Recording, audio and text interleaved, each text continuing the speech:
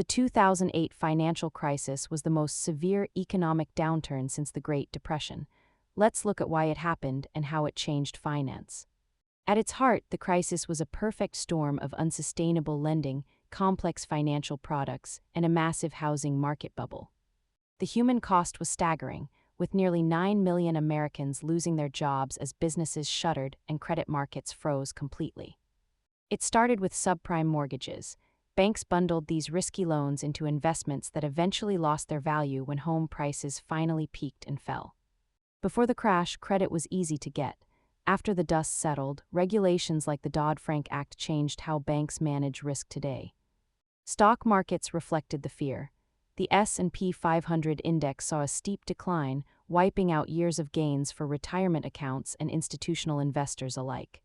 The biggest takeaway for modern investors is the importance of holding high-quality assets and maintaining a solid cash buffer for unexpected downturns. Understanding our financial history helps us make better decisions today. If you found this helpful, hit subscribe and share this with a friend.